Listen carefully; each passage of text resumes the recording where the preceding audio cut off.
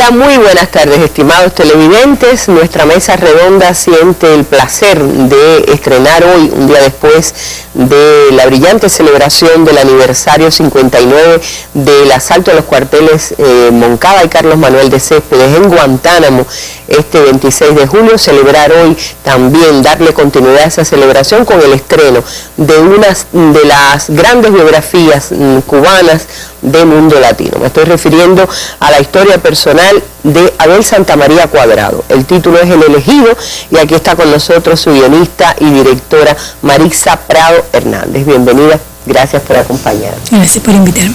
Bueno, vamos a hablar un poquitico, no era fácil hacer porque no recuerdo yo que exista, Marixa, algo así como un documental sobre la vida de Abel anterior a este, ¿o sí? Bueno, había algunos materiales que fueron una base para mí. Había un material no tan extenso como este que hizo el corresponsal de la televisión en Encrucijada, que se llamaba El Polaco, o que se llama El Polaco, y otros materiales que había hecho, creo que la redacción de promoción de propaganda sobre Abel y Aide, y esos materiales, bueno, todo lo que pude ver lo vi, sobre todo los testimonios que habían de Abel en la boca, o testimonios de la propia Aide Santamaría, recogidos en unos documentales fabulosos del ICAI, conversatorio con Aide, primera y segunda parte. Todo lo que pude ver sobre Abel fue importante para mí, y de las primeras cosas que hice fue escuchar la letra de la canción del Elegido de Silvio, que me inspiró la ternura, que también fue reflejado en el documental por sus propios amigos desde la infancia, y eso traté de transmitir cuando me propuse hacer el documental. Quiero hablar hacia el final de esto porque no todo el mundo consigue una entrevista con Silvio Rodríguez, además de su canción, pero era lógico que con un material dedicado a Abel Santamaría poder lograr esto. Vamos a hablar un poquito de cómo lograr dar la época. Estamos hablando de principios, puede ser la primera mitad del siglo XX, cómo reconstruir esto, y creo que se logra bastante bien. ¿Qué técnicas utilizaste? ¿Hay un poquito de cine en todo eso o estamos viendo materiales de archivo? Bueno, hice muchas dramatizaciones, que es parte de las grandes biografías, tienen como estilo hacer un poco de ficción. Yo lo que traté es, como todas las fotos que tenía de Abel Santamaría, de su familia, eran fotos en blanco y negro, yo quise usar ese mismo color en todas las dramatizaciones y hacer el efecto de envejecido de cine a la hora de la edición. Y bueno, eso me lo propuse en todas las dramatizaciones del documental, porque me parecía que de esa manera uniformaba un estilo en el documental y el resultado me agradó. Pero además ahí estábamos viendo ahora mismo unas imágenes de quizás las que menos remiten a lo antiguo, porque está claro que se ve que hay una dramatización, pero sí veo un parecido físico, un acercamiento. ¿Cómo hiciste la selección de jóvenes que participaron? Ahora se ve que se involucraron bastante en esta historia. Bueno, los jóvenes, la principal promotora del casting fue una sobrina nieta de Aide y de Abel, por supuesto, la nieta de Aida Santamaría, que me involucró una cierta cantidad de jóvenes que tenían que ver con ella. Ella estaba estudiando actuación, y entonces ella se motivó y fuimos a la búsqueda de personas que podían tener cierta semejanza con los personajes, no que sean idénticos, porque eso no lo vamos a lograr, pero entonces logramos un buen equipo de muchachos jóvenes. Ella era la promotora fundamental de esto y funcionó muy bien. Hay una amiga común que no aparece en el documental y sin embargo me dicen que tuvo un papel central. Estoy hablando de Chela, la secretaria, la todoterreno, sí, del programa Martiano, que me dicen que estuvo muy también relacionada con buscar imágenes, con buscar amigos. Aparecen muchos amigos de Abel en este documental. Bueno, de las primeras personas que visité a la hora de hacer la investigación de Abel fue Chela, que fue muy amable. Ella no quiso que la entrevistara para el documental, pero me aportó todo lo que ella podía, inclusive a la hora de seleccionar los invitados, las personas que podían estar vinculadas a Abel. Ella fue muy amable, me dijo el listado que ella llevaba casi siempre, ella estuvo 100% de acuerdo con los invitados, y creo que fue un aporte valioso porque fue muy cooperativa y aportó mucho en el documental. Y también debe haber aportado el hecho de que Maritza Prado es villaclareña. Bueno. Aunque no de Encrucijada. No de Encrucijada, de Santa Clara. Sí, claro, es una personalidad que está dentro de nuestra región y por supuesto los Santa Marías también se sienten parte de las villas, de la antigua provincia de las villas. La visita mía a Constancia Encrucijada fue muy importante porque ahí pude ver las raíces de Abel, amigos que existen todavía y que fueron una parte muy importante del documental a la hora de sus testimonios y aportaron mucho, y yo quise llevar el documental por esa parte humana de Abel que me interesaba mucho porque la parte histórica, lo que se conoce por la gran biografía, es lo más conocido, esa parte de detalles de su infancia, de su adolescencia. Me motivó mucho a la hora de entrevistar a esas personas que lo conocían. ¿Qué tiempo te llevó la investigación? Porque estoy pensando también la cantidad de personas entrevistadas, la cantidad de documentos que debiste revisar, supongo yo. Bueno, los lugares a que llegaste, ¿no? Mundo Latino es muy preciso en eso. Solamente tenemos 2 meses para hacer una gran biografía. El primer mes, que es muy importante para mí, el mes de la investigación, de la conformación del guión. Yo primero fui a buscar las entrevistas de las personas que me podían aportar algo y eso me ayudó mucho a la hora del guión definitivo porque ya podía conformar aquellas partes o personas que me podían hablar de una u otra etapa de Abel Santamaría y eso me funcionó muy bien. Claro, pero me imagino, también estoy preguntando, ahí estamos viendo imágenes de algunos de los amigos, Gladys Rodríguez en este caso, amiga de la infancia. ¿Uno siente que son personas más jóvenes que Abel o uno se hace la idea? Lucen muy bien la mayoría de las... Hay algunos que son más jóvenes que Abel, como bien explicó en el documental una de las invitadas, que es Alicia Gargallo, coincidió en el aula de primaria de Abel. Alicia estaba en segundo año y Abel estaba repitiendo el 6º grado. Es decir, que como era un aula multigrado, podían compartir esa infancia, esa primera etapa. Podía haber diferencia de 6, 7 años, algunos tenían la misma edad de Abel, pero todos eran como una gran familia en el Central Constancia, todos tenían muchas vivencias en común con Abel, y eso fue muy importante. A mí me llama mucho la atención, por ejemplo, el personaje del maestro, que es un hombre de la raza negra, sin embargo es un hombre, hay un vínculo también de Abel con esta historia, que es doctor en pedagogía, que evidentemente tenía una fuerte influencia en la formación de Abel y a quien él va a ver antes de irse al Moncada, y luego la relación con Jesús Menéndez. ¿Cómo llegaste a todas estas historias? Bueno, la investigación fueron cosas que salieron muy fácil. Cuando uno visita Encrucijada y Constancia, el testimonio de la hija del maestro fue fundamental. La hija del maestro tenía esas vivencias de su padre, de lo que le contó su padre de Abel, y dice que Abel era como un hijo y Abel lo consideraba también un padre, aparte de todo lo que le enseñó. Había una relación. Lo que más me motiva de la personalidad de Abel es que todas las personas que lo conocían se quedaban como en un círculo familiar y quedaban ahí como una gran familia. A pesar de ser amigos, se mantenía como un entorno familiar hasta la desaparición física de Abel. Sí, uno lo puede saber, por ejemplo, estas amigas que venían a La Habana de visita y lo buscaban a él para salir, iban a bailar, es decir, nunca hubo separación entre ellos. No, y una de las cosas que más me llamó la atención de estos amigos, que tenían una amistad muy fuerte, y a pesar de esa amistad, ninguno conocía de las actividades conspirativas de Abel. Y como bien dicen, todos estaban convencidos que iba a fundar una granja. Sí, todos estaban convencidos y estaban muy confiados, y como bien dijo Mario Mencía, el historiador, que esa era una de las cualidades que tenían los moncadistas, y Abel lo supo, esa manera de ocultar en las cosas, en las actividades que estaban, fue algo que lo caracterizó y que fue de los valores más importantes que él tenía. La tremenda discreción. Ya que mencionaste a Mario Mencía sin duda es la persona que más profundamente, más largamente ha estudiado todo lo relacionado con el Moncada, con la generación del centenario, con la actividad histórica también, la actividad política de Fidel desde esos años. Aparece bastante Mario, es decir, inserta Mario en la historia general. Queríamos haberlo tenido aquí con nosotros hoy en la presentación. se puso malito a última hora. Yo espero que ya haya mejorado, que nos esté viendo y que esté satisfecho. De cualquier manera, Mario Mencía es como el guía de la narración de este documental, y lo estamos viendo, un hombre indispensable para acercarse a la historia del Moncada.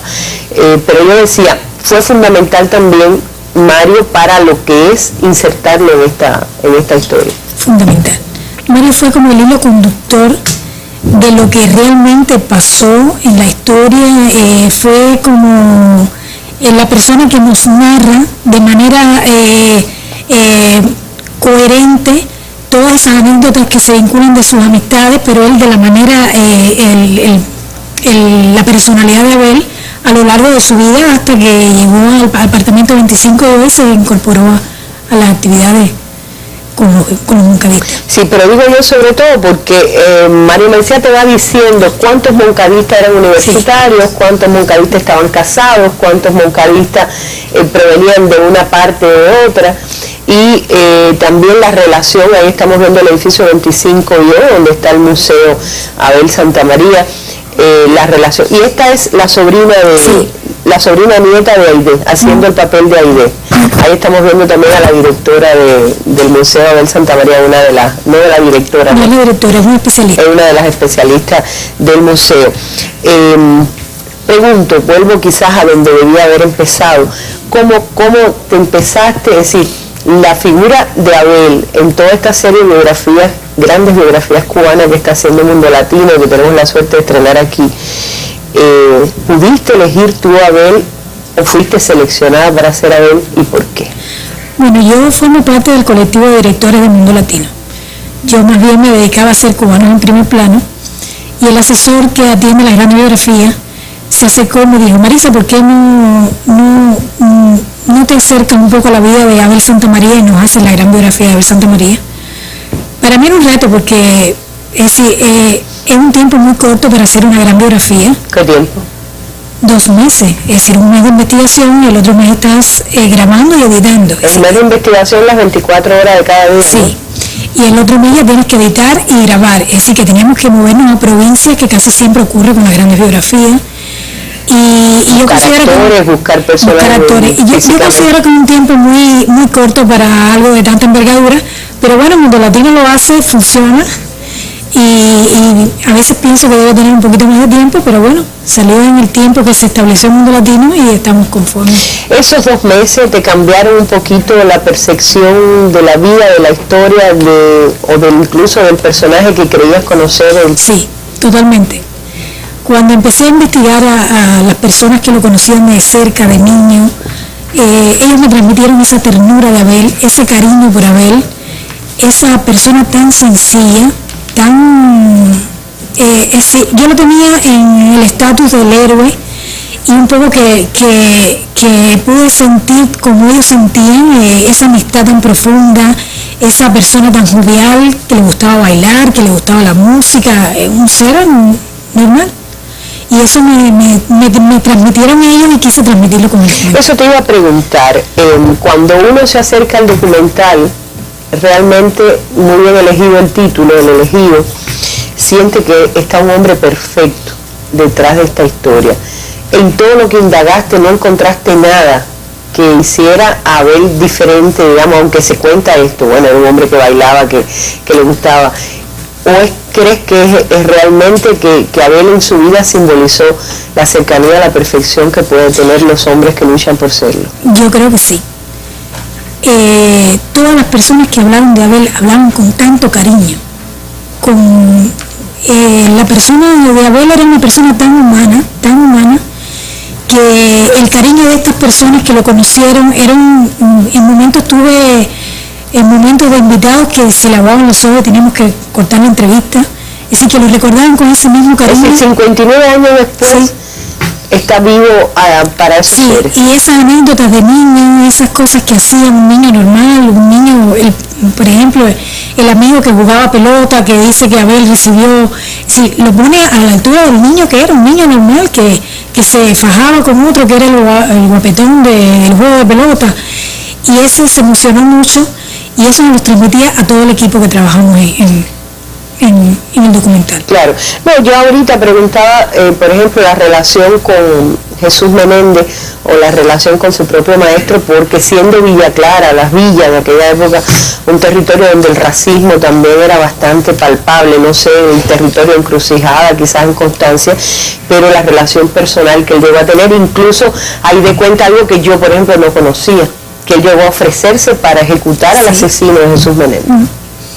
Es verdad, él era muy joven también, pero dice, cuenta el testimonio de Aide que Abel llegaron a conocer a Jesús Menéndez y que estaban muy influenciados los dos por la manera de pensar de Jesús Menéndez, que Jesús Menéndez influyó también en cómo debían ser, quiénes debían ser los protagonistas en la lucha de los azucareros. Dice que hubo hasta discrepancias. Hubo discrepancias porque Abel pensaba que no era de la manera que Jesús... Que no eran los trabajadores.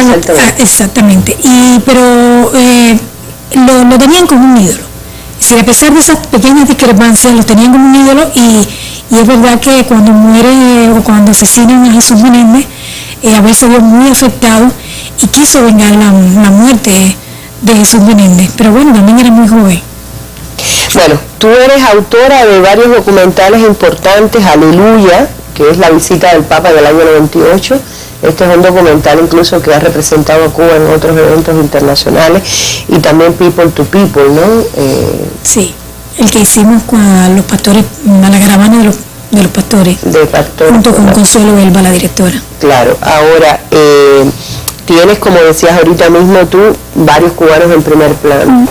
¿Qué lugar ocuparía a partir de ahora el elegido en tu trabajo? ¿Cómo lo sientes? Tiene un lugar especial, porque lo primero que pasó con el elegido es que tenemos un equipo excepcional, un equipo que nos llevamos muy bien, que es muy importante. El equipo funcionó, diría yo que perfecto, para hacer en tiempo récord este documental. Estoy hablando del equipo de grabación completo que cada uno aportó su granito de arena en la parte de la postproducción, todas las instituciones que nos apoyaron, que lo que más me gustó fue que cada puerta que toqué para hablar del documental de Abel Santamaría siempre se abrieron. Es decir, que Abel era una persona muy querida. Estoy hablando del Centro de Estudios Martianos, del Museo Abel Santamaría en 25 y O, de los museos en Encrucijada y Constancia, el ICAI, por supuesto, con sus materiales de archivo fílmico, en la persona del vicepresidente Pacheco. No quiero dejar de mencionar a Miguel Ginarte con todo su apoyo en la infraestructura de algunas escenas. Sí, estas escenas fueron filmadas en la finca. Muchas fueron filmadas en la finca y otras fueron filmadas en propio Constancia y Encrucijada. Claro, se nota, se aprecia. Y finalmente, Silvio, en el documental, ¿cómo lo colaboraste?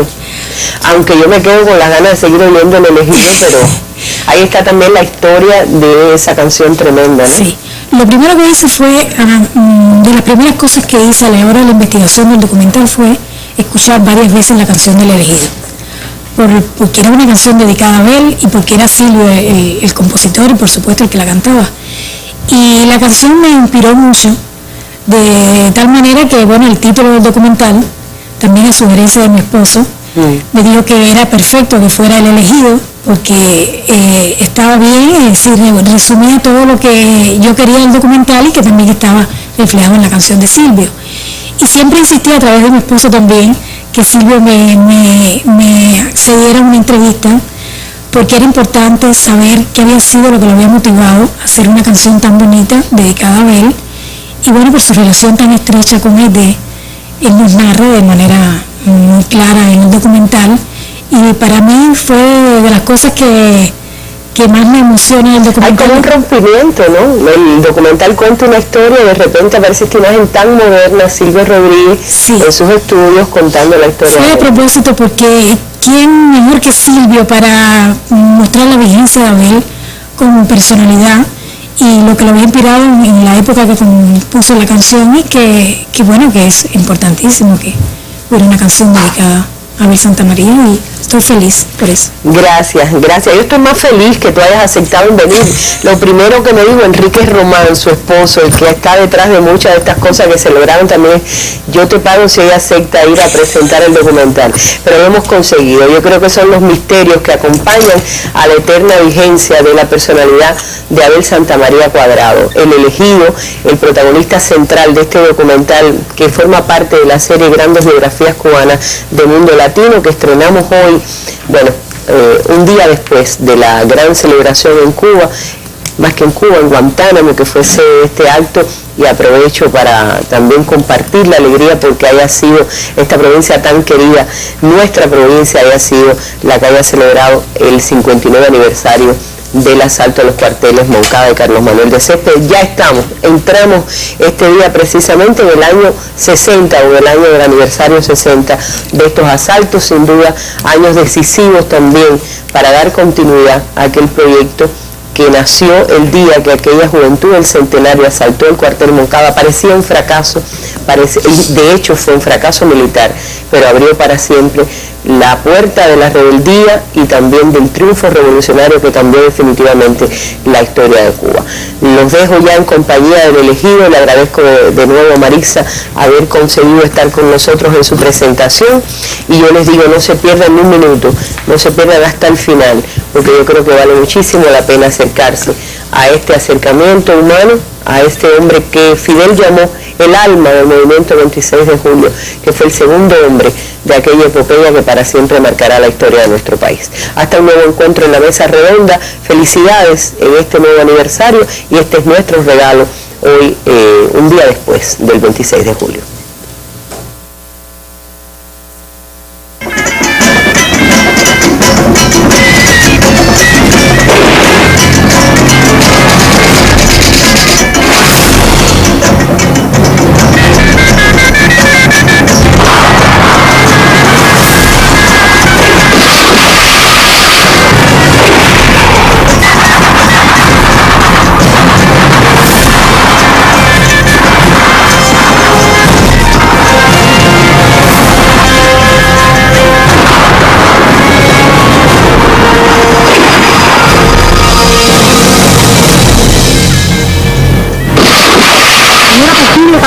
Dejara de respirar y dejara de mirar. No es fácil olvidar la caída de Abel.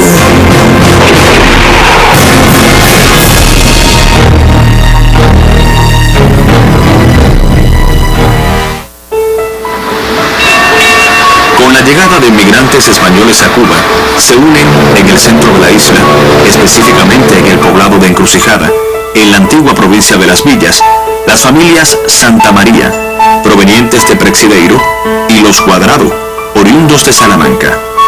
Así se forma el matrimonio de Benigno Santamaría y Joaquina Cuadrado, y se crea, con el paso de los años, una familia de 5 hijos: Aide, Aida, Abel, Aldo y Ada Santamaría. El padre de familia era carpintero de profesión. Ella, ama de casa, dedicaba gran parte de su tiempo a la crianza de sus 5 hijos. El 20 de octubre de 1927 nace Abel en la casa de la familia en Encrucijada. En este poblado transcurren sus primeros años, hasta que la familia se traslada a unos pocos kilómetros del lugar, hacia el Central Constancia, donde Benigno es nombrado jefe de su carpintería y obtiene así un trabajo estable que le permite sustentar a su familia. La casa se encontraba en el perímetro del Central. De tal modo, la vida y la infancia de Abel estuvieron marcadas por el ambiente rural e industrial de Constancia. Bueno, los primeros grados Abel lo realiza con la maestra Matilde Borroto. Después, desde segundo hasta sexto grado, que fueron grados muy fundamentales y de una formación decisiva en su personalidad, los pasó con el doctor Eusebio Lima Recio, que tenía su escuelita rural en el Central, una escuela multigrado, donde ese maestro doctor en pedagogía daba todos los grados, desde primero hasta sexto grado. Cuando yo comienzo en el segundo o el tercer grado, no me acuerdo bien, creo que el segundo grado, Abel ya estaba cursando el sexto grado, o comenzaba el sexto grado. Pero es que Abel estaba repitiendo el sexto grado, pero no lo estaba repitiendo porque hubiese desaprobado el sexto grado.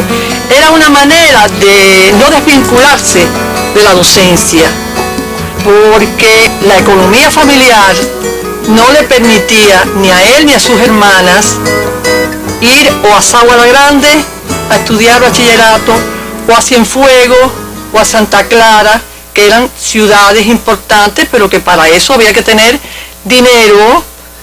Mi papá recordaba mucho a Abel como un niño de condiciones excepcionales, que era un niño inquieto, le gustaba jugar, pero tenía características especiales que lo diferenciaban de los demás niños. Una de las características excepcionales que lo bueno que era, lo desprendido, lo amigo de compartir, lo que él tenía con otros niños que tenían menos. Se preocupaba los viernes de pedirle a mi papá que le prestara un libro para el sábado y domingo leer cosas de Martí. Abel era un niño muy martiano. Yo recuerdo que las fiestas de fin de curso de la escuela se hacía un acto de campana, el que cantaba, el que recitaba, el que hacía canto guajiro, y Abel siempre recitaba los zapaticos de Rosario. Y siendo alumno de mi papá llegó a alcanzar el beso de la patria, y eso es un premio que se le daba a los niños que eran muy martianos, y él llegó a obtener esa mención. Un día llegó a la casa y le dijo: mami, lo que me han regalado, me han dado un premio porque es un trabajo que hice de Martí. Entonces Joaquín le dijo: hijo, te dieron una beca. Y dijo: no, mucho más que eso, me dieron el diploma del beso de la patria, que trae a Martí, a Maceo y a Máximo Gómez, los tres grandes de este país. Y eso para mí es lo más grande que hay. Era un excelente estudiante, pero además no solamente excelente estudiante, sino muy afable, cariñoso, divertido, le encantaba jugar pelota. En la pelota era uno más niño del montón, como decimos. Había un muchacho que era guapo, el malcriado del grupo. Y decía, tenía ese lado y otro, después decía, y a ver un día me dio un cabalito y otro, y me dijo, fuera que él se le va a acabar eso. Porque si es hablado, si no ha nada, pues él no es dueño de aquí, nada, que esto es de nosotros. Y se fajaron, y le dio un labio y le partió el labio a ver. Ya era un adolescente, ¿no? Ya podía, quizás, ya podía trabajar. Entonces comienza su trabajo en la tienda, en la tienda del Central, una unidad comercial que vendía de todo, víveres, ropa, montura, de todo. Yo creo que Abel entra a la tienda, que entró barriendo, podría tener 14 años. Entonces el primer trabajo de Abel es justamente estar allí en la descascaradora del arroz, cuando se terminaba la sesión de trabajo, barrer todas aquellas cáscaras, barrer la tienda también, lo que era el centro comercial, barrer, ¿verdad? Y recoger toda aquella basura. Para ese labor, Abel contaba con un carretón y una mula. Entonces, en ese tiempo, Abel, que era un adolescente, quizás un joven ya, pienso de 15, 16 años, yo debo haber tenido 10 o 11, y Irma igual. Entonces la diversión nuestra era esperar a Abel por la tarde, nos recogía a Irma y a mí, y nos íbamos los tres en el carretón a un lugar que estaba, por supuesto, en la periferia del Bateí, en donde ahí se vertían los desechos esos. Y entonces eso lo hacíamos casi todos los días, porque eso forma parte de nuestro montaje en un carretón con una mula. Eso en el campo es una diversión tremenda. Y después fue dependiente. Una gente humana heredó lo de los Santa María Cuadrado. En una anécdota muy personal, mi padre en el Central coge una congestión pulmonar y degenera en tuberculosis. y ingresa en el Sanatorio La Esperanza, que era aquí en La Habana. El alimento de nosotros era básicamente harina y comimos. Gracias a Abel.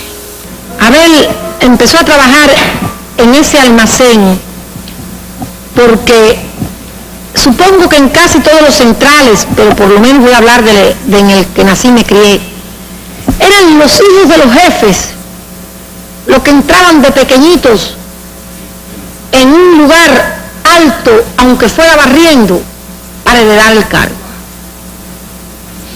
Entonces en ese almacén un tío político nuestro era el jefe financiero. Entonces Abel empezó a descubrir la monstruosidad, la cosa tan canalla que se hacía con el campesino. Empezar a trabajar desde su adolescencia en aquel lugar le permitió sensibilizarse con los obreros del ingenio, que solo encontraban trabajo una parte del tiempo durante la zafra.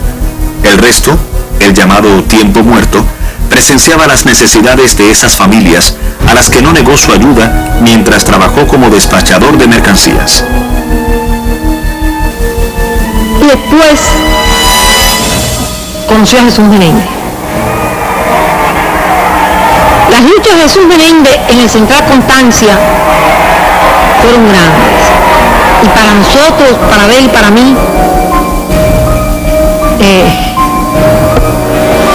descubrir las luchas tienen que comenzar por donde haya fuerza, dijo Jesús. Y la fuerza hoy está en los trabajadores azucareros dentro del Central, porque los campesinos están dispersos. ¿Y cómo aglutinamos a todos esos campesinos para hacerles una fuerza? Abel era muy joven, que cuando lo asesinan, él se blinda para vengar la muerte de su hijo.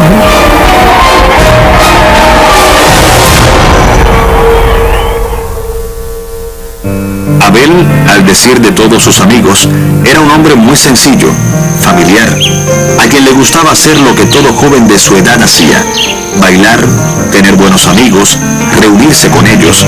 Ese era el Abel que muchos conocían.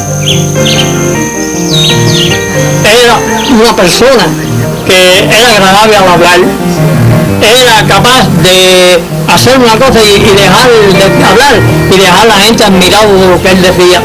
Entonces él hablaba con las mujeres, una gente muy respetuosa, un compañero muy amable, muy afable con los demás, capaz de entusiasmar a las mujeres en todo lo que él decía. Además, no tenía una frase grosera, era todo cariño, era todo admiración, era todo respeto. Eso conllevaba a que las mujeres lo admiraran y lo sobrepasaran por encima de otros jóvenes. Yo conocí a Abel en un baile, entonces ahí disfrutamos del baile, después seguimos tratando. Entonces yo tenía una amiga que vivíamos con mucha amistad con él, entonces le comunicó que estaba enamorado de mí, que me iba a escribir una carta. Entonces yo le dije no, porque yo en ese tiempo estaba comprometida con un muchacho de Santa Clara. Y entonces no llegamos a tener ningún tipo de relación en ese sentido, pero una amistad muy grande siempre nos unió. Cuando ya era un joven, sus ambiciones de seguir superándose fueron más fuertes que la tendencia a conservar lo que en aquel ámbito se consideraba un buen empleo. Con el interés que tenía en aprender a prepararse en la cosa de oficina, de contabilidad, entonces mi papá lo ayudaba, le explicaba, lo enseñaba, por otra parte también Vázquez. Conclusión, que pasó un tiempo dependiente y después pasó a trabajar de auxiliar en la oficina donde se llevaba la contabilidad de la tienda. Abel tomó la decisión de renunciar a su trabajo en el Central y marchar a La Habana para continuar sus estudios y buscar la forma que le permitiera mantenerse y pagarlos. Viene a La Habana como tantas decenas de miles de jóvenes que venían, los menos a estudiar y la mayor parte a trabajar o traídos por su familia desde que eran niños. Así aprobó los exámenes de ingreso a la Escuela de Comercio y al Instituto de Segunda Enseñanza. Logró completar el segundo año de bachillerato. Simultáneamente, obtuvo un trabajo en las oficinas de la textilera de Ariguanabo y posteriormente en las oficinas de la agencia de venta de automóviles que representaba a la marca Pontiac. Así comienza a los 20 años de edad la vida de Abel en La Habana, ayudado por su primo Fito, que le ofrece su casa en la calle Virtudes 214. Abel era soltero, como todos sabemos. Las 3/4 partes de los moncaditas eran solteros, más por razones de carácter económico que por otras razones. Pero sí, Abel estaba entre los, por decirlo de alguna manera, un poco privilegiados de aquel continente. Porque, por ejemplo, él era uno de los 19 que pudo llegar a matricular en la universidad. Otros llegaron a graduarse y otros estaban estudiando en aquel momento. Pero él era uno de esos pocos que hizo estudios, el que pudo llegar a ese nivel universitario. Además, era privilegiado porque ganaba 150 pesos o más. Y eso le permitió, cuando trabaja en la de contable de la agencia Pontiac, le permitió comprar un carro a plazo de uso, pero tenía un carro. 4 o 5 de los moncadistas solamente tenían carro, los demás no vieron eso. Y eso le permitió también alquilar un apartamento y traer a vivir con él a su hermana Aide. La hermana más apegada a él, aunque era la mayor, siempre estuvo muy apegada a él en todo, en sus ideas, en su forma de pensar, en su forma de actuar.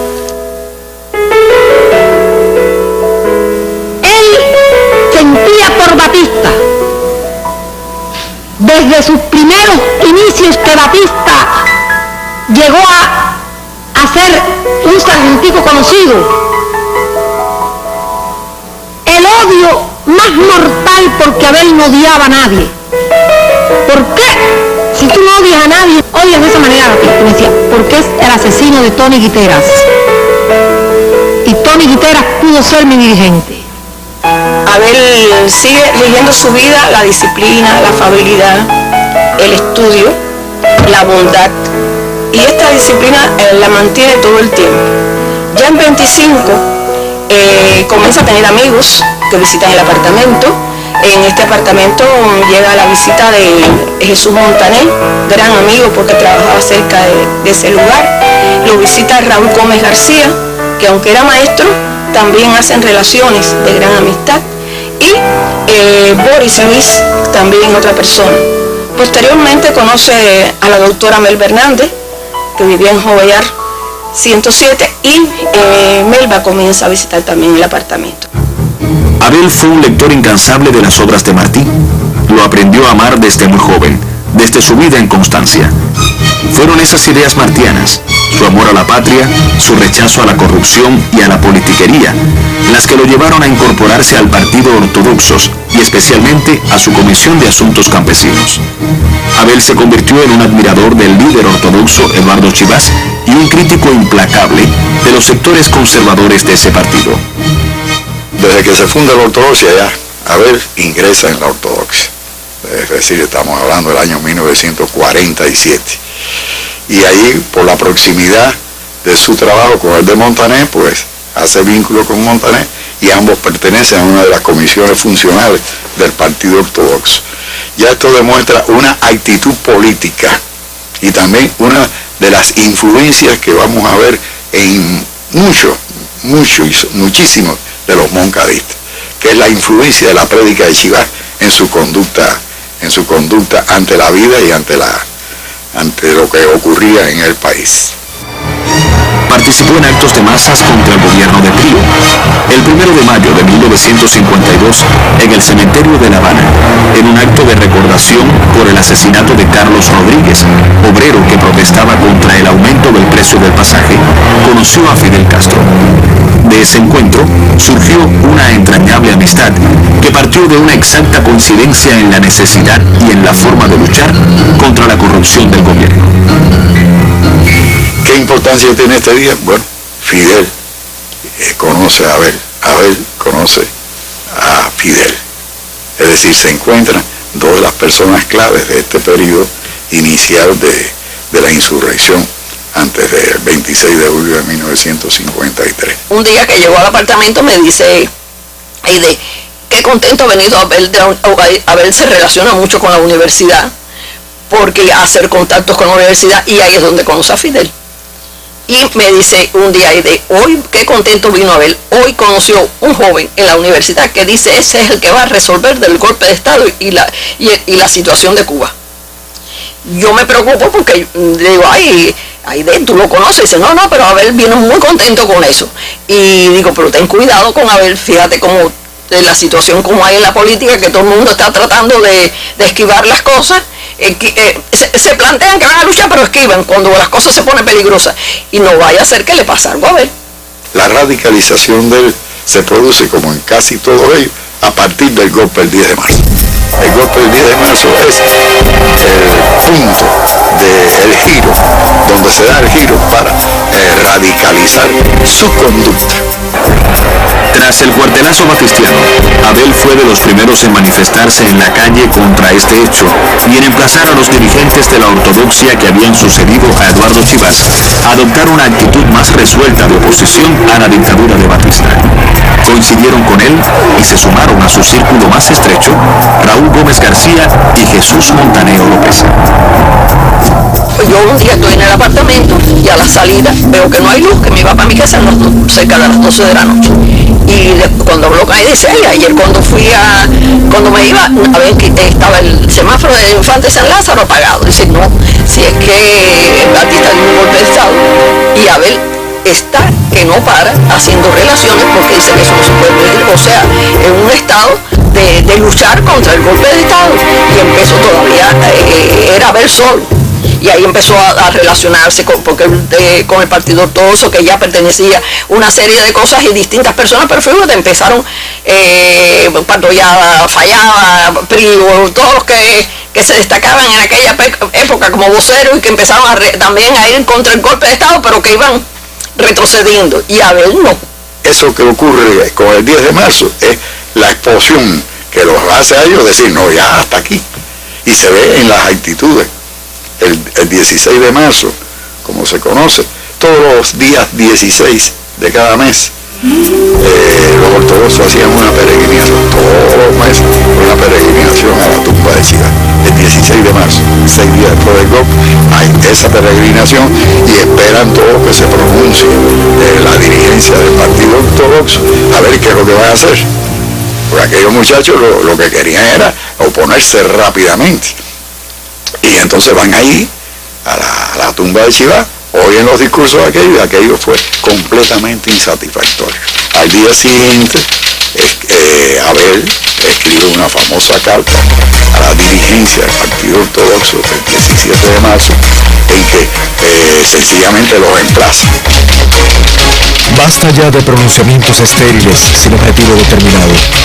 Una revolución no se hace en un día, pero se comienza en un segundo. Ahora es ya.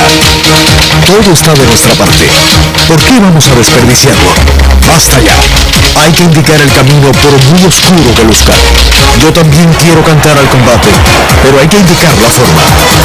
Ya este grupito de Abel comienzan a pensar, hay que hacer algo. Lo primero que se hace en 25, la primera actividad revolucionaria, es una prensa clandestina, una modesta prensa clandestina, que ellos la denominaron Son los Mismos.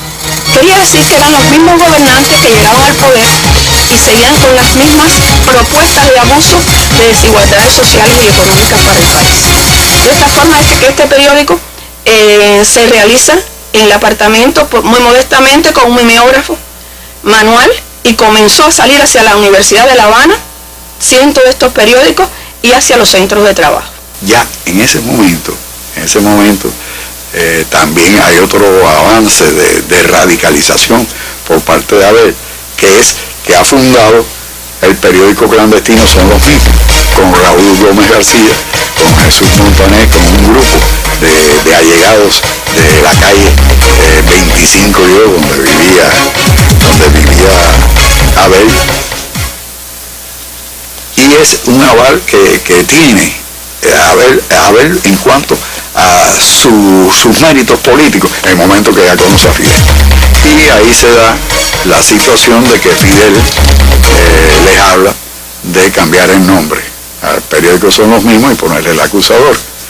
Ellos, eso es bien conocido, siguen imprimiendo Son los Mismos, siguen haciendo el periódico Son los Mismos y acometen la impresión y la edición de también el acusador. Un día, al recoger los ejemplares en el lugar donde se editaba, fue hecho prisionero junto a Elda y Melba Hernández. Habían sido objeto de una delación.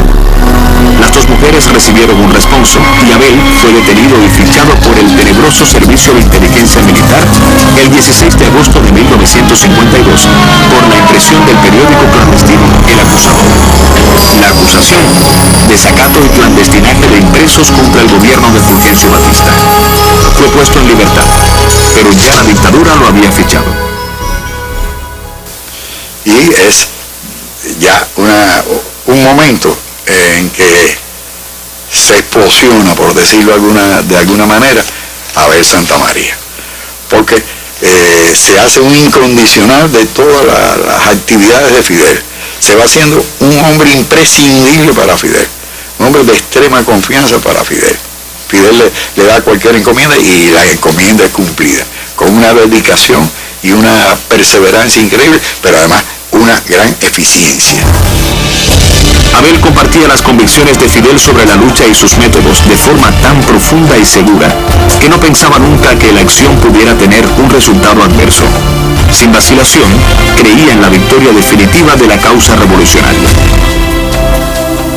En este encuentro con Abel, precisamente en su apartamento, en la calle O y 25, calle 25 y O, fue realmente muy instructivo.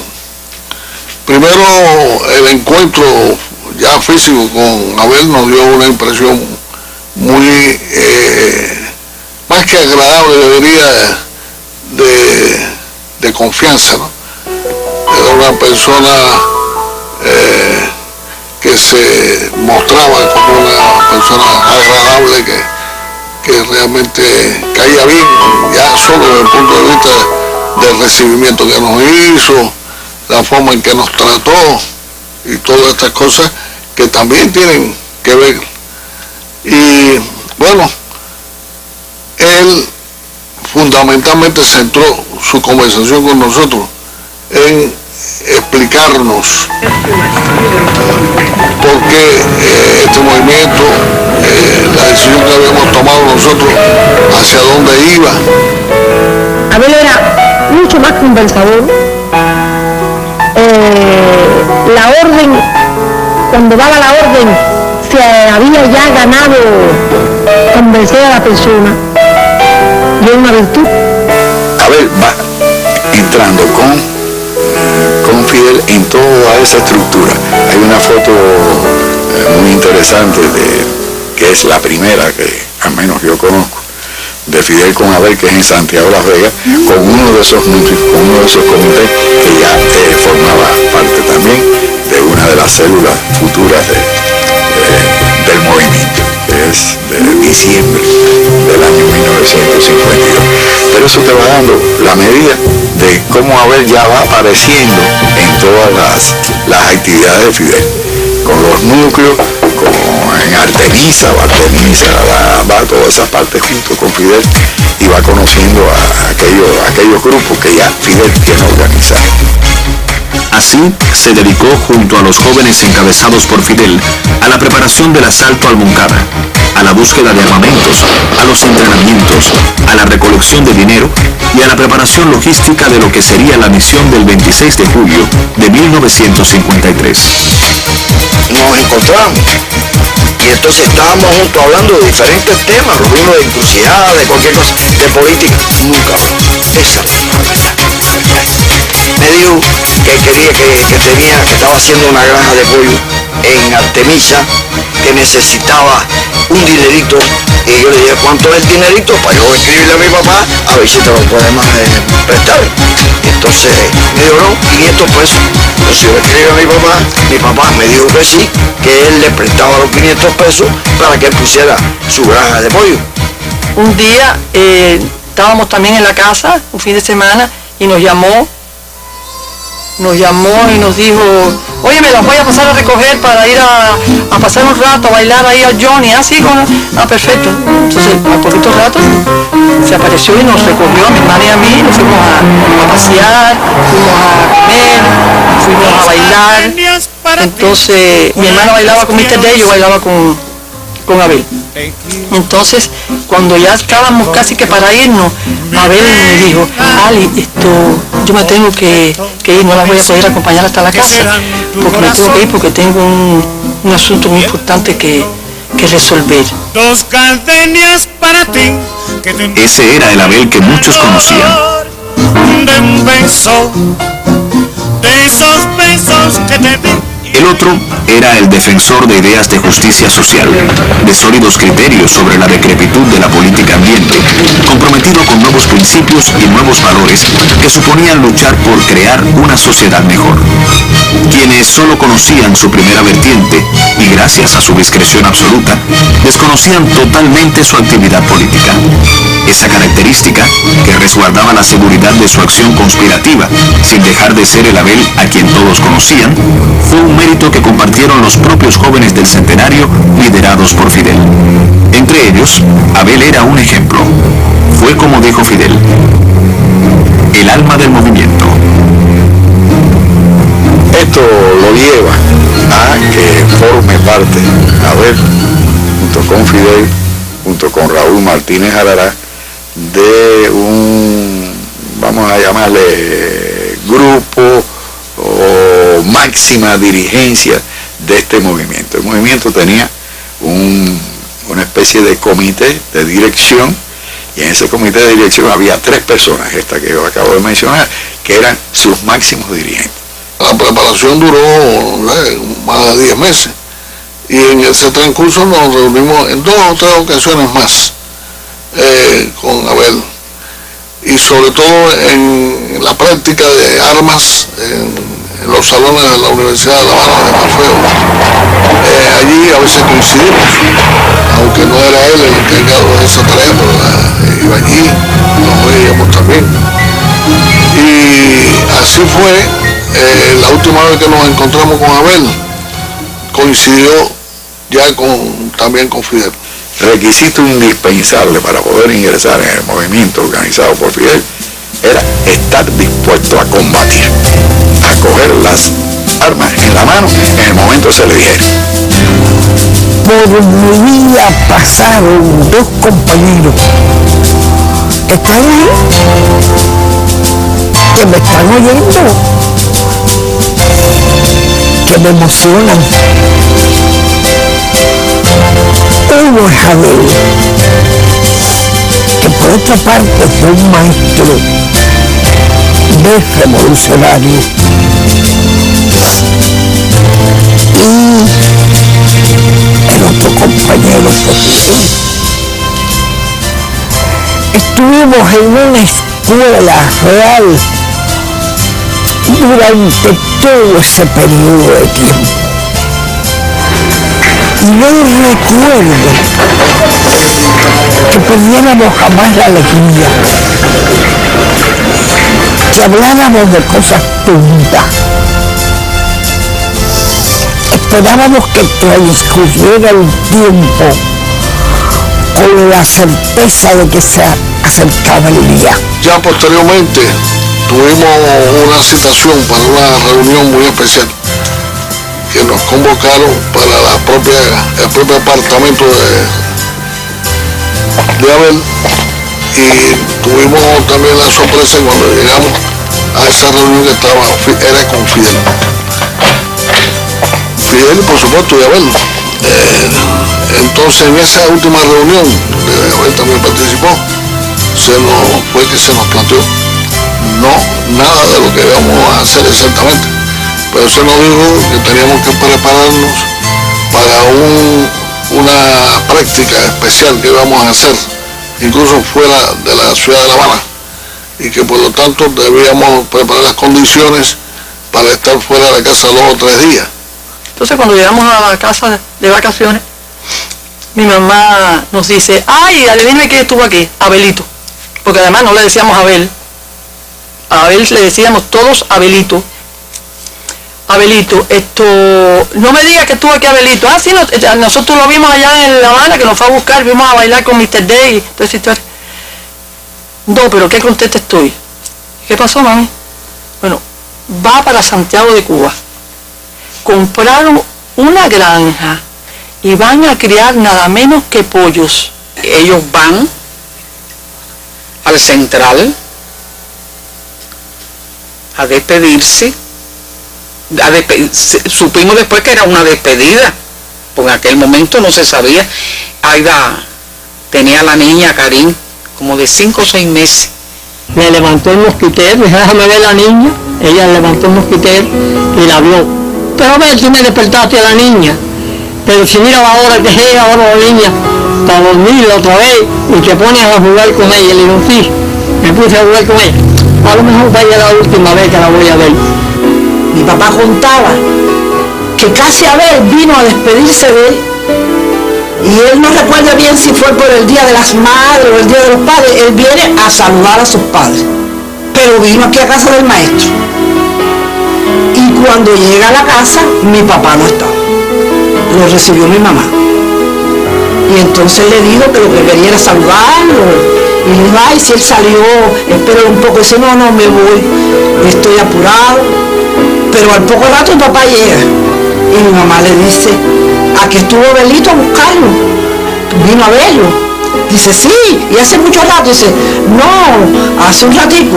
Y sale mi papá para la calle a buscarlo y lo encuentra, Abelito. Y entonces, ay, si estuvo en la casa porque no quería, ya me voy pronto, y no quería irme sin verlo. Empieza Abel a hablar con mi papá de sus inquietudes políticas. En ningún momento le manifestó en lo que él estaba, en ningún momento. Hay gente que se moviliza para Oriente, son 158 personas. Esas personas se movilizan porque eran las armas y algunos de ellos nada más que llevaron un revolvito que se pudieron conseguir para armar.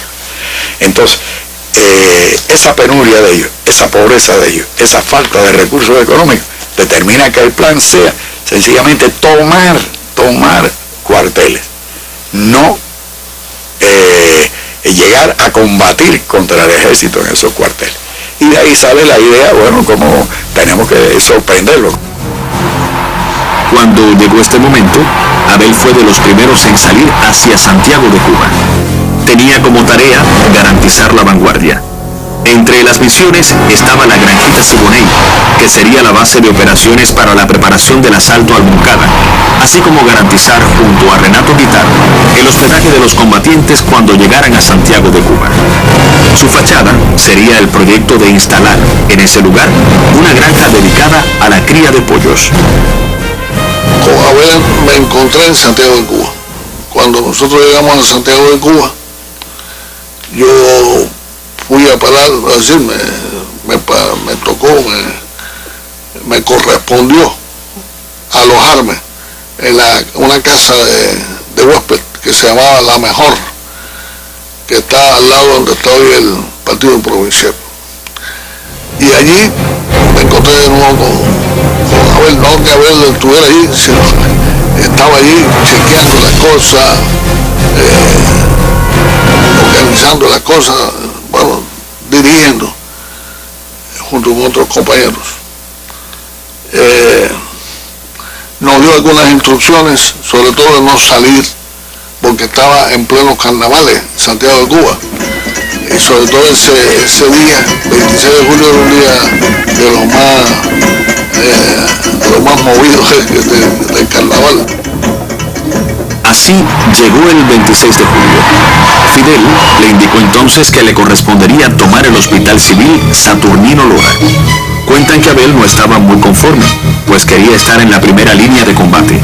Pero la intención de Fidel era la de preservar su vida por si él caía. En ese caso, Abel debía continuar al mando de las operaciones subsiguientes. En la salida, cuando Fidel se dirigió a nosotros, nos explicó, en ese instante es que supimos realmente lo que iba a pasar. lo que nos correspondía hacer, pues se recibió con mucha calma, aunque no así para todos. Algunos realmente les sorprendió que el objetivo fuera el cuartel Moncada. Con 21 hombres que incluían al doctor Mario Muñoz, a Aide y a Melba, Abel se dirigió al hospital. Marchó en un primer grupo al que después se incorporó el resto de los combatientes que lo debían acompañar. Así tomaron el centro hospitalario y se prepararon para el combate.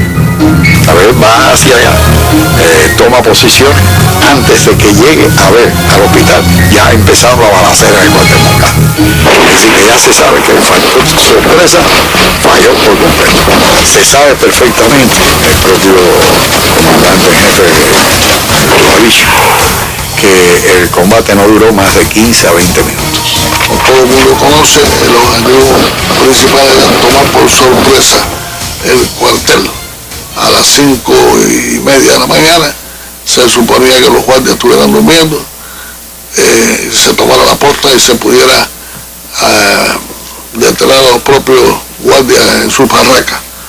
No fue así, y entonces el papel que nosotros jugamos, nos correspondió jugar, fue muy importante, porque al producirse ya el enfrentamiento, nosotros desde la ventana del hospital podíamos, como hicimos, disparamos, y eso atrajo una buena parte de barrajes de fuego de los guardias desde el polígono, y eso alivió de cierta forma el impacto del ataque de los guardias.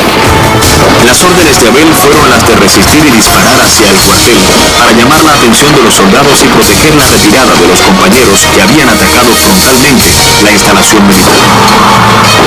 Recuerdo que me correspondió el mismo lugar, más o menos donde estaba Abel también disparando. Abel dirigió, guió, pero él también participó activamente en el ataque. Desde la ventana del hospital que daba hacia el polígono, disparamos mucho. Me recuerdo haberlo tomando una posición que no era muy cómoda, desde donde él incluso parece que divisaba mejor, y lo vi desde ahí disparando todo el tiempo. Según testimonios de su hermana Aide, su hermano Abel estaba muy tranquilo, con mucha calma. Y cuando ella le manifestó su temor por el desenlace, Abel, con serenidad, les dijo a ella y Melba que ellas debían preservarse, tenían que vivir para contar lo que sucedió allí, pero que su misión, la de los combatientes que dirigía, era la de resistir para que Fidel y sus hombres pudieran salvar sus vidas y llegar a un lugar seguro. Así estuvimos, y Abel también, hasta que se nos acabaron las municiones. Se nos acabaron las municiones. No, ya, pues, claro que en el transcurso de ese tiempo que tuvimos ahí, cada vez el barraje de fuego era más nutrido contra las posiciones nuestras. Yo tuve la suerte de poderme cambiar de ropa civil, y eso me ayudó después a salir de ahí. Pero todo estaba perdido y el hospital había sido rodeado. La entrada de la soldadesca era inminente. Por insistencia de Aide, Abel se vistió de paciente de la sala de oftalmología con un vendaje sobre un ojo. Pero, según cuenta Aide, Abel accedió para tranquilizarla. Sabía que su destino estaba escrito tras su heroica resistencia. Eran alumnas, las que estaban de guardia eran las alumnas de las enfermeras y dos profesoras, dos graduadas. Y ellas me contaron, de alguna de las alumnas, una de ellas se dio cuenta de la situación y se le ocurrió a ella taparle los ojos, meterlo en la sala de ella. No sabía que era Abel ni nada de eso. Uno le metieron un joven en la sala en oftalmología, otro en otra sala, y así en distintos lugares, porque se solidarizaron. Yo recuerdo que estábamos abajo en el lobby, y bueno, lo que se produjo fue la convicción nuestra de que estábamos atrapados, porque a esa hora ya los guardias habían rodeado el hospital.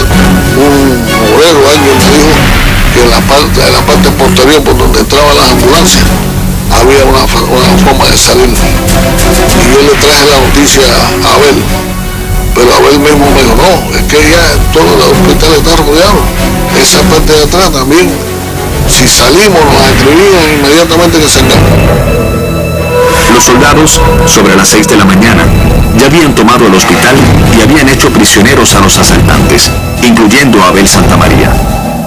En realidad, el último encuentro quería ser donde hablar, donde nos orientó a Mel y a mí, donde nos dijo lo que iba a pasar y donde nos dijo cómo debíamos actuar nosotros. Realmente fue el último encuentro porque es donde recibimos toda la orientación de Abel, donde nos prepara para seguir viviendo, porque Abel siempre tuvo conciencia de que no íbamos a vivir. El por qué yo no sé, pero estuvo muy claro. Ese es Villa Romero, José Villa Romero, le decían Toitico, y fue uno de las primeras personas que fueron prisioneros, pensando o atribuyéndole que era alguien muy ligado a Prío y que Prío quizás le había dado dinero para ese levantamiento. En fin, le armaron algo, pero en las primeras horas, y lo llevaron para el calabozo.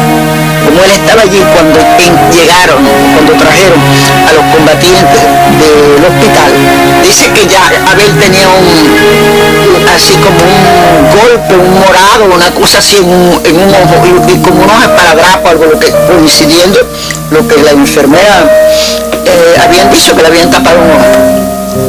Pero evidentemente cuando lo cogieron preso le darían un golpe o algo por lo morado que tenía. Entonces estaban allí y unos oficiales de allí del Moncada los interrogaba y los maltrataba de palabras, etcétera, etcétera. Y empezó a sacar a jóvenes, los sacaba de allí. Y en ese grupo lo toman a él por una mano, lo empujan y le dice, ahora tú, Toitico, Villa Romero. Y Abel, él no sabía que era Abel. Entonces le dijo, no, este hombre no vino con nosotros. Entonces ahí un guardia me contó que un guardia le dijo, entonces tú sí viniste, porque como tú sabes que todo esto sí, pues entonces, bueno, tuvieron ahí un breve careo, y lo echaron a Toitico para un lado, y sale, y al transcurrido un tiempo, que él no puede medirlo, porque le quitaron un reloj y todas esas cosas, él siente disparos. Ninguno había caído en combate. Prisioneros fueron trasladados al cuartel, torturados y fusilados en el patio de la instalación.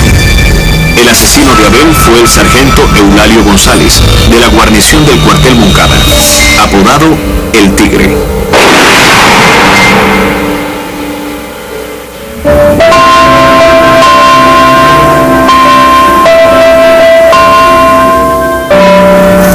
Cuando los asesinaban a un compañero, nos destrozábamos interiormente.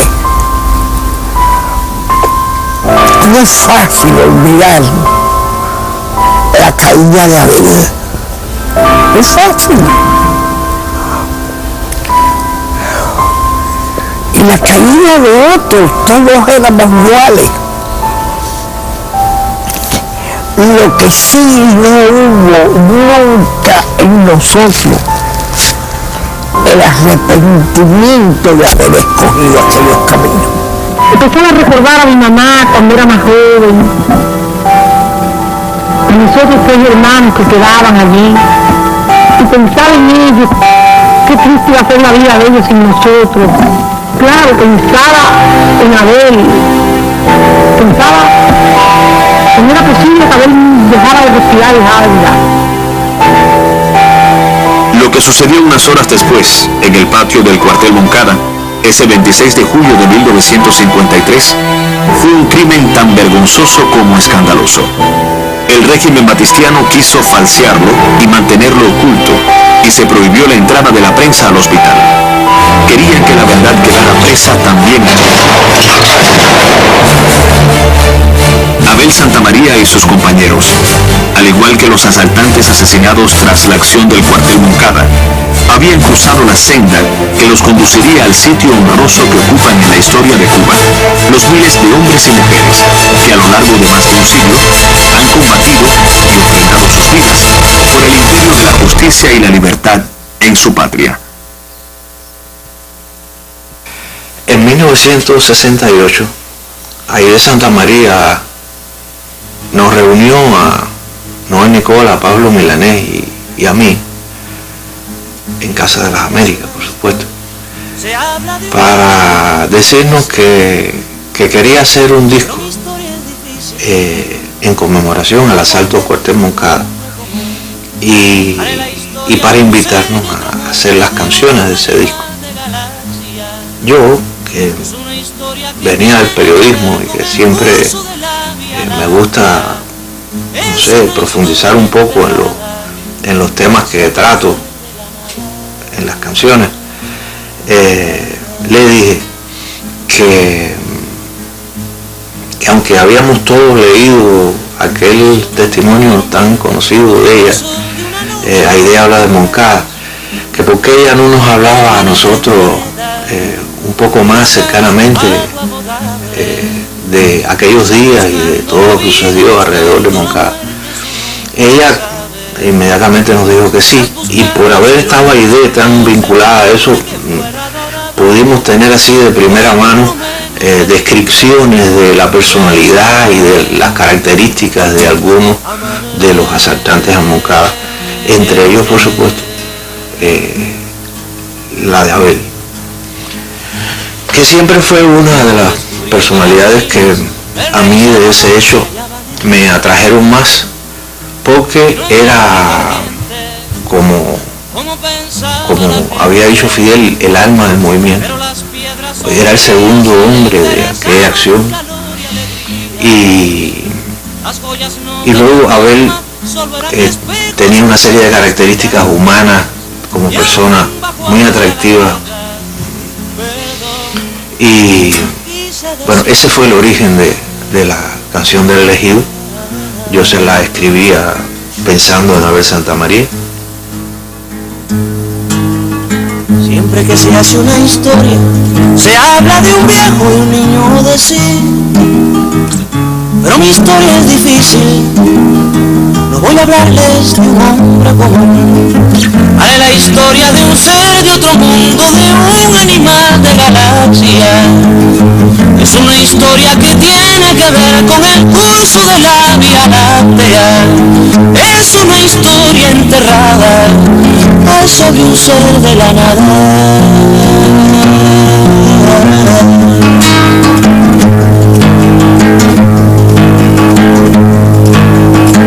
Nació de una tormenta en el sol de una noche el penúltimo mes.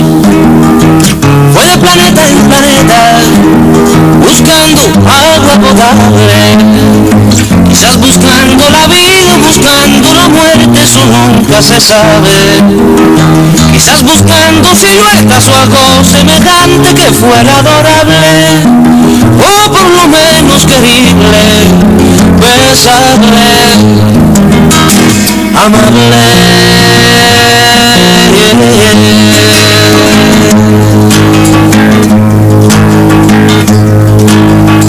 Él descubrió que las minas del rey Salomón se hallaban en el cielo y no en el África ardiente, como pensaba la gente. Pero las piedras son frías y le interesaban calor y alegrías. Las joyas no tenían alma, solo eran espejos, colores brillantes. Parecía que el apóstol iba a morir en el año de su centenario, que su memoria se extinguiría para siempre, pero vive, no ha muerto. En 1952 se cumplirían 50 años del establecimiento de la República neocolonial y la situación económica, política y social era deprimente. El pueblo cubano aspiraba a revertir ese caos. Para ello cifraba sus esperanzas en la victoria electoral del Partido Ortodoxo. Sin embargo, un golpe militar rompe el orden institucional el 10 de marzo de 1952. Otra vez los militares, otra vez la represión y el imperio de la fuerza bruta. El pueblo, y en especial sus jóvenes, comienzan una lucha contra la dictadura implantada tratando de volver al régimen constitucional. Para ello era preciso reclutar, organizar y entrenar a los hombres dispuestos a hacer realidad el pensamiento martiano de que cuando hay muchos hombres sin decoro, hay siempre otros que tienen en sí el decoro de muchos hombres. Y esos son los que se rebelan con fuerza terrible contra los que le roban a los pueblos su libertad. En el mundo ha de haber cierta cantidad de decoro, como ha de haber cierta cantidad de luz. Meses después del artero golpe militar, comienza la selección, reclutamiento y entrenamiento de jóvenes ortodoxos. Fidel Castro, Abel Santamaría, Boris Luis Santa Coloma, Mario Muñoz, Jesús Montané, Oscar Alcalde, Renato Guitar y Pedro Miret, entre otros, formaban parte de la dirección de este nuevo movimiento. Para ciertas misiones, Fidel y Abel emplearon a Nico López, Gildo Fleitas, Fernando Chenar Piña, Elpidio Sosa, Ernesto Tisol y otros. Los entrenamientos y prácticas militares se realizaron en diversos lugares de la capital y fincas cercanas, a las que asistían con puntualidad y disciplina los jóvenes revolucionarios. Estos jóvenes de la generación del centenario estaban dispuestos a impedir que el apóstol muriera en el año de su centenario. El verdadero hombre no mira de qué lado se vive mejor, sino de qué lado está el deber. El ataque y toma de un cuartel, rendir el resto de las guarniciones de Oriente, convocar a la lucha de todo el pueblo y llamar a los trabajadores a la huelga general, constituía la base de las acciones revolucionarias a iniciarse el 26 de julio de 1953. La selección del cuartel Moncada en la ciudad de Santiago de Cuba no fue producto de la casualidad. Allí se encontraba la segunda fortaleza militar del país. Escogido el objetivo a atacar, se elaboró el plan de acción militar que debía ser ejecutado. El cuartel Carlos Manuel de Céspedes en Bayamo sería atacado con el objetivo de interceptar probables refuerzos militares enemigos. La acción se realizaría el domingo 26 de julio, aprovechando la celebración de los carnavales, posibilitando el movimiento de personas sin levantar sospechas. Desde la víspera comienza el arribo de los jóvenes que tienen una cita con la patria. Ignoran los déspotas que el pueblo, la masa adolorida, es el verdadero jefe de las revoluciones. En autos, ómnibus y tren arribaron a Santiago de Cuba y Bayamo los combatientes revolucionarios, los que inmediatamente fueron ubicados en hoteles y casas de huéspedes. El 25 de julio fueron trasladados hacia la Granjita Siboney, donde se encontraban las armas y uniformes. Allí conocerían el plan, la fecha, hora y misión de cada grupo.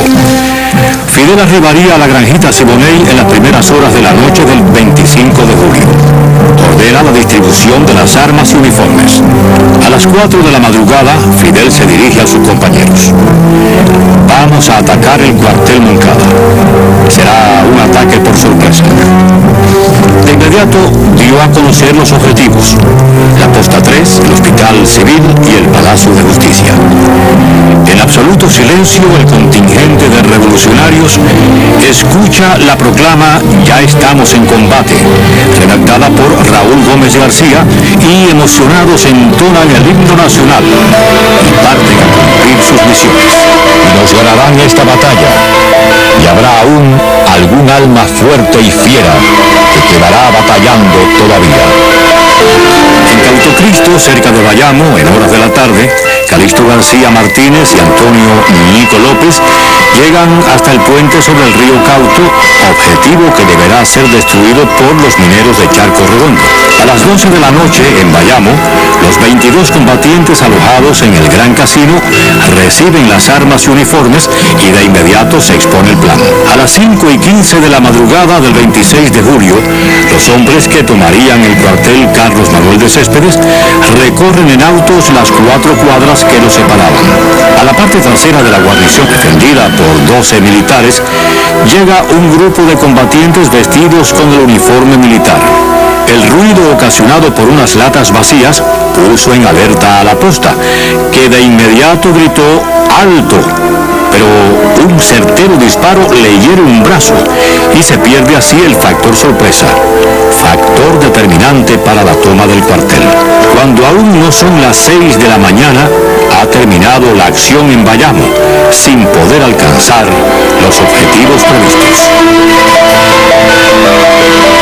Jóvenes del centenario del apóstol, como en el 68 y el 95, aquí en Oriente damos el primer grito de libertad o muerte.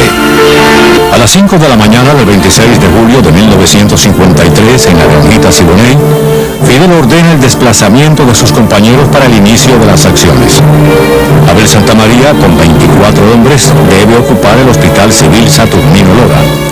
Otros 6 llegarían hasta el Palacio de Justicia. Pedro Marrero traslada la escuadra de vanguardia que debía neutralizar la posta 3, por donde Fidel, con 79 hombres, penetraría al cuartel.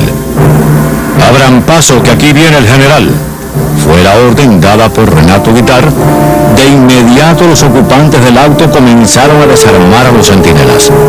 A unos 30 metros de la vanguardia, Fidel y sus compañeros se cruzan con una patrulla volante no prevista en los planes, a la que inicialmente trataron de arrestar sin hacer disparos, pero finalmente estos se produjeron. Se perdía el factor sorpresa, elemento decisivo para el éxito de las acciones. La superioridad en hombres y armas se impuso sobre aquel puñado de combatientes, quienes con firmeza y valentía escribían una bella página en la historia de Cuba. Pero vive, no ha muerto. Su pueblo es rebelde, su pueblo es digno, su pueblo es fiel a su recuerdo. ¡Viva la revolución! Batista ha muerto. Era la voz de Abel, que junto a Juan Manuel Amaijeiras y 22 hombres llegaban al hospital. El ruido de armas de fuego y el timbre del cuartel es escuchado por los jóvenes, quienes de inmediato abren fuego sobre el Moncada. Mario Muñoz, Melba y Aide crean condiciones para atender a los heridos. Cógelo preso, fue la orden dada por Raúl al llegar al Palacio de Justicia y ver acercarse a un soldado. Al lograr que la puerta del palacio fuera abierta, detienen al sereno y le dice: Batista ha muerto. En ese momento escucha los disparos y el timbre. La sorpresa se ha perdido. Para preservar el movimiento, transcurridos los primeros 15 minutos, Fidel ordena la retirada y que de ello fueran avisados Raúl y Abel. Flores Betancur, Gildo Fleitas, Renato Guitar, Pedro Marrero, Carmelo Noa fueron las 5 primeras vidas que la generación del centenario entregó. Sangre que señaló el camino de la lucha y la victoria. Multiplicad por 10 el crimen del 27 de noviembre de 1871 y tendréis los crímenes monstruosos y repugnantes del 26, 27, 28 y 29 de julio de 1953. La tiranía, temerosa y derrotada moralmente ese 26 de julio, pretendió confundir al pueblo con calumnias y mentiras, y para dar un escarmiento ordenó el asesinato de la mayoría de los combatientes detenidos en las acciones de Santiago y Bayamo. Al martirologio de la patria ingresaron 61 revolucionarios, quienes desarmados, pero llenos de valentía y firmeza, se enfrentaron a los maltratos, torturas y asesinatos. El enemigo no podía admitir que un grupo de jóvenes sin experiencia militar le hubieran causado 48 bajas, de ellas 19 muertos. Por ello se lanzaron como fieras enfurecidas sobre la ciudad de Santiago de Cuba y contra la población indefensa saciaron las primeras iras. Esos mártires de las acciones del 26 de julio de 1953 constituyeron una razón más para la lucha, un ejemplo que se multiplicó en todo un pueblo. Mis compañeros además no están ni olvidados ni muertos. Viven hoy más que nunca y sus matadores han de ver aterrorizados cómo surge de sus cadáveres heroicos el espectro victorioso de sus ideas. Desde el mismo 1 de enero de 1959 comenzaban a hacerse realidad los sueños y las ideas de los que cayeron en las acciones del 26 de julio. La revolución continúa adelante y aquellos sueños hoy constituyen la realidad de la sociedad cubana, donde se pueden mostrar los avances en todas las esferas de la sociedad.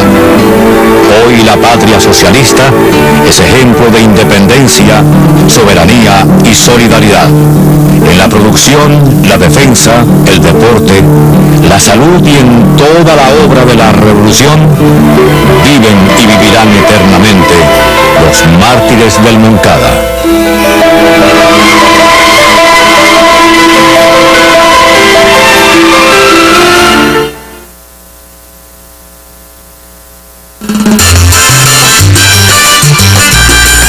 Cuba, qué linda es.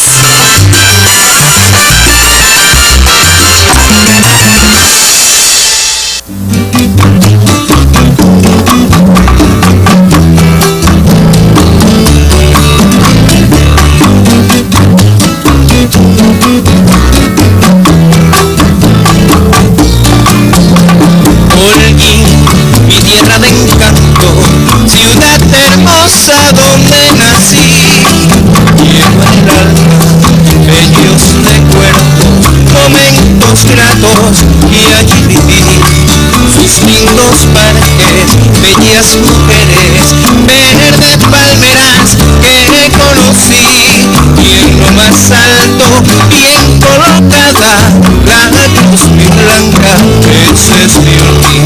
Tierra de hombres muy valerosos, machete en mano, puro mambí, ciudad de poemas y de canciones, rincón de oriente, ese es mi Holguín. Y si algún día me encuentro ausente, siempre en mi mente te llevaré, para que sepas cuánto te quiero, sin ti me muero, mi hermoso Holguín.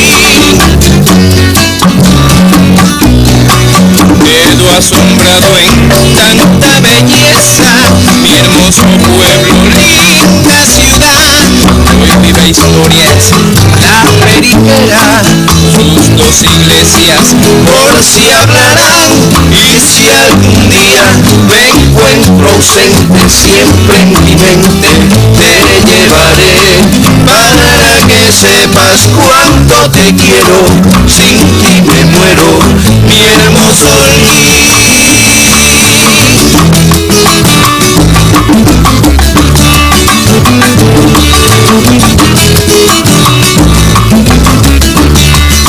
Es el Holguín, mi tierra de encanto,